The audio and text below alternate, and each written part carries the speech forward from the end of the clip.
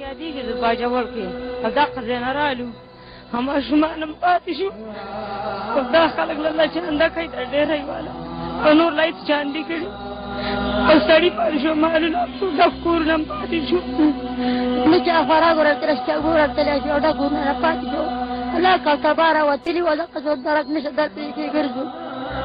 او موږ بس الله اکبر نه الله کا تباره شي اوس عمري صاحب ستاسو خوښه ده چې د ځینې ملګرو دوستان عزیزان زمونږ او ستاسو قدرمن خویندې ورونه په دې لاین کې دي چې د هغو سره څه خبرې هغو پوښتنې لري هغو ته به ځواب ووایي صحیح ده ډېره مهرباني وکړئ السلام علیکم د څیرو خاطرو خپرونه ته ستړي مه شئ شینواره صاحب حسین جنایتکار کسات دلته ناست دی هغه د پښتنو دشمن دی دا ولي خان و دا د جنایتکار چې دی هېڅ دې کړي که درمان یو منافق ملا دی دغه ګډ جنایتونه یې دي غواړه پښتانه ضعیف کړي دا بېچاره ساز ونیو څلور نفر نه دي دوه لکه موږ په افغانستان کې طالبان کار کوي یو ملي شخصیتونه دي لکه وادت ملي دی چې دغه آصف وادق چې اوس مخکې بیا د امریکایانو پر ضد یو هغه طالبان دي چې د سی آی ای آی اس آی راستي موږ ته جرجاب خلک کړي دا د کرزي طالبان دي دا نارامي چې دی جوړي دا د کرزي طالبان دي هغه د امریکایانو مقابل کې دي هغه ملي شخصیتونه دي نو امریکا هندوستان یو لوی جنایتکار یو کافر زما هغه د احمدشاه بابا په ډرامې تا ونه لیدلې څونه مسخره کړي یو موږ دی هغه کسونه اوس غواړي د امریکا د جنګ کس دی اوس باسي دا د کشمیر مسله ده پنجاب په ګوره زردادي او ګوره دا جنایتونه دي دا د مریدي دا د پوزي د تور او بابا خو د اجازه ونه خو ته یادې د ګوانتانامو د کسونه برته باندې کړل دا ته کوم موږ دا قتل عام دي استری دي دا شوروي کسب نه وایم دا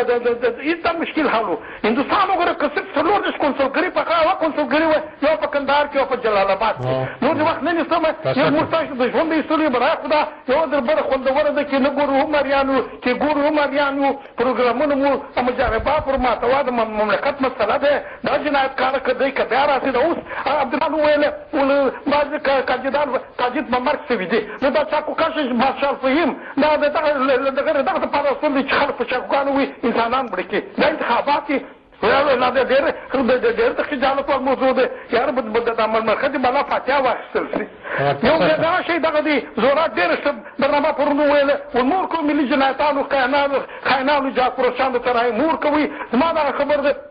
برای خدا چې موږ په اروپا امریکا کې ناست یو نیم میلیون نفوس یې دلته هر وخت خپل خپلوان ته د پیسې ورسوي احتیاج دغه نه لري چې $15 خپل را خرڅ کړي غانا جوار کې رمضان بشیر دوست چې پیلنې ملي شخصیت یو سیلاب غوندې دي هغه د امریکا پلارون د بکسونه لیست خالي کولی د نفت کارش کولی لکه د پاکستان نواز شریف شادي یو قیام یې جوړ کړي هغه ادلیا ورواخیستل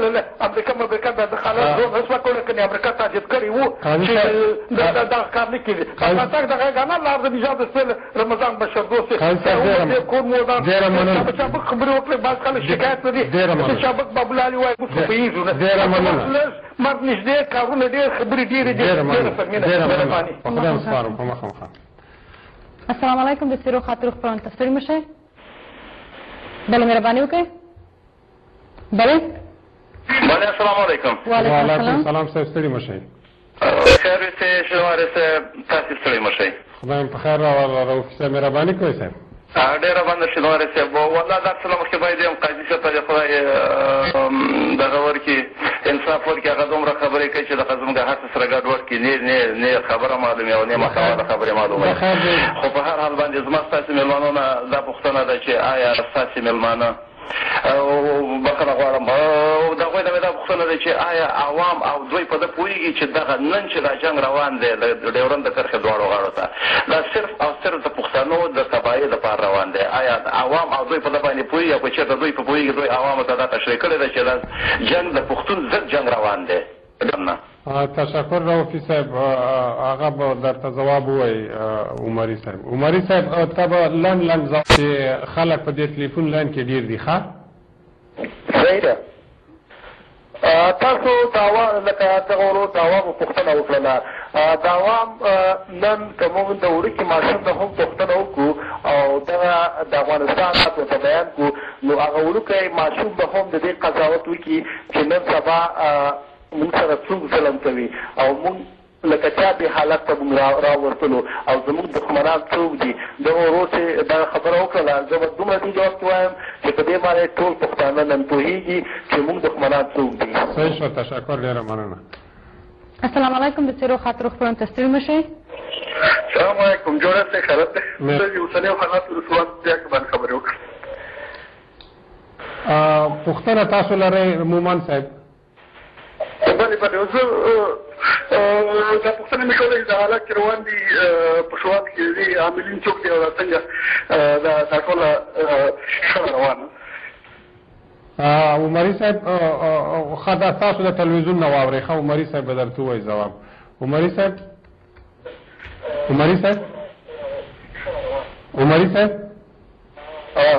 دا د مومن صاحب پوښتنه واورېده، وایي د دې اصلي عامل څه دی چې دا سوات کې دا کیسه روانه ده؟ د دې عامل ته که موږ وګورو په افغانستان کې چې کوم حالات نن دي، زه به دومره یم چې دغه حالات چې نن په افغانستان کې شروع دي دغه د دې عوامل څه دي. همدارنګه موږ دا اوس د سوات هغه ته وګورو، لکه دومره خلک دومره پښتانه ورسره مهاجرین شو او دا په خپل هېواد کې بې کوره شول، لکه در په دره شول. نو که چېرې موږ په افغانستان کې وګورو، د افغانستان کوم د پښتنو کوم علاقې چې دي دغه علاقو کې ولې دا خلک لکه دې د خلکو په خپل لکه کورونو باندې بمونه ورول کېږي او دغه خلک وژل کېږي او دا خلک شیطانېږي. د دې لامل به څه وي؟ د دې لامل دا دی چې دغه پښتانه خلک په ارام نه پرېږدي او دغه قوم چې دی دا قوم د دې خیالونه او د دغه قوم کلتور عنعنات دغه خلک لکه زیات دښمنان لري او د دې دښمنان دا غواړي چې دغه خلک لاندې کړي او دا په ټوله جهاني سطحه باندې دا خلک لاندې او دې خلکو اواز څوک وانوري او دا همدغه ذلیله قوم وي چې دا اوس واقع دی په دغه لکه ذلت وخت کې. زه به د مومن صاحب د هغه په پوښتنې په رابطه ډېر لنډ دومره ووایم چې افغانستان د یوې نړیوالې اقتصادي او سیاسي ستراتیژۍ ښکار شوی هېواد دی.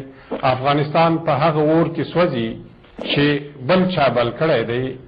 بل څوک یې ژوندی ساتي او که موږ او تاسو فکر وکړو، موږ او تاسو چې په دې ساده وطني حساب کې یو کلی جوړو، هغه کلی چې سړی جوړوي خښته یا خټه په خپل ځای کې لګوي، تیږه په خپل ځای کې لګوي، لرګي په خپل ځای کې لګوي، لاړی او ستن او تیر چې دی ماڼوګان په خپل ځای کې لګوي. په دې جهاني ستراتیژۍ کې د ملا نه په خپل ځای کې استفاده کېږي، د طالب نه په خپل ځای کې استفاده کېږي، د نیکټۍ والا نه په خپل ځای کې استفاده کېږي، د غل قاتل راهزن وطن فروش نه په خپل ځای کې استفاده کېږي او دا استفاده اکثره د هغو خلکو نه کېږي چې هغه په خپله ټولنه کې په جرمونو باندې ککړ عناصري او په جرمونو ککړ عناصر نشي کولی چې د خپلو خلکو سره مخ شي. دو مجبور دي چې د جهاني ناروا ستراتیژیو په لاره کې د سونګ د موادو په صفت استعمال شي. بل لاین به واخلو. زما دغه ځواب وروره مومن صاحب تاسو ته. السلام علیکم، د څېرو خاطرو خپرونې ته ستړي. السلام علیکم، ما مخکې بنګول او خالد مومن د پېښور نه خبرې کوم. غوښتل مې چې د اوسنۍ د سوات آینده چې روان ده په ځای کښه یو څه خپل نظر او معلومات ورکړم که تاسو ما ته وخت راکولی شئ. مهرباني وکړئ. تاسو ته به وخت درکړو مګر ډېر کم لږ به خبرې کوئ. صحیح ده؟ بالکل صحیح ده. او مهرباني کوئ.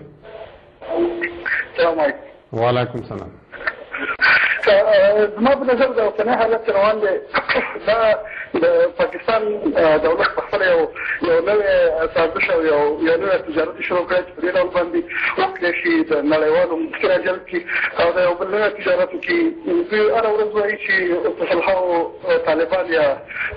دهشتګرد ووژل شول، خو حال دا چې د نړۍ هېڅ تلویزیون د دوی عکسونه یا دا چا ولیدل چې چاته خښ شوي دي یا دا چې په یو ځای کې فرضاً 100 نفر مړه کېږي نو حتمن یو 15 څلور زخمیان کېږي. دوی دا زخمیان دا ټپیان دا کوم ځای ته وړل کېږي. ډېره معلومېږي چې داسې یو ډرامه کړې ده او دا بېځایه کلیوال او دا خلک ولي او هغوی مجبوري چې راشي او دا نور دلته دغه خلکو واخلي او اصلا دا داسې کوم پروګرام نشته چې دوی دا دوی جوړ کړي په خپل برخه نوم سره ولیدو څه دوی کولی شي دا بېرته رامنځته وشي. زما نظر دا وکړه. تشکر مومن صاحب. دغه شیبه کې به تاسو تلویزیون نه واورئ، ستا په مخه ښه